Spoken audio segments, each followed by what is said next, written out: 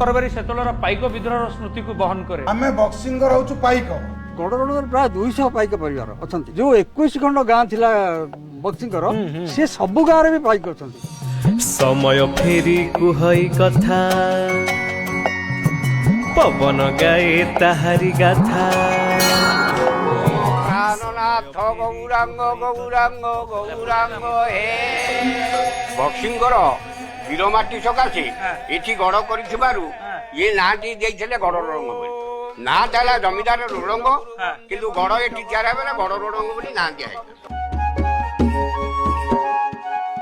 ଏଇ ଯୋଉ କୁଡୁଆ ସବୁ ତିଆରି ହଉଛି ଜଗନ୍ନାଥ ମନ୍ଦିର ପାଇଁ, ଜଗନ୍ନାଥ ମନ୍ଦିର ପାଇଁ କେବେଠୁ ଏ କାମ କରୁଛନ୍ତି ଆପଣ? ଆମର ତ ପାରମ୍ପରିକ ଯୋଉ କୌଳିକ ବୃତ୍ତି ଏଇଟା ପରମ୍ପରା ଯୁଗ ଅନୁପାତରେ ଆବାହନ କାଳରୁ ହଉଛି। ସେଇ ଗାଁଟି ଯେଉଁଠି ଜନ୍ମଗ୍ରହଣ କରିଥିଲେ ଓଡ଼ିଶାର ବରପୁତ୍ର ବକ୍ସି ଜଗବନ୍ଧୁ। ଗାଁର ନାଁ ଗଡ଼ରୋଡ଼ଙ୍ଗ, ବ୍ରହ୍ମଗିରି ଜିଲ୍ଲା, ପୁରୀ। କିରେ ନାମଟି ତାଙ୍କର ସତ୍ୟନାରାୟଣ।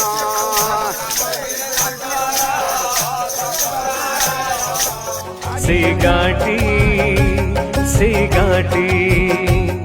ଶନିବାର ରାତି 8:30 ରେ, ରବିବାର ଦିନ 2:30 ରେ।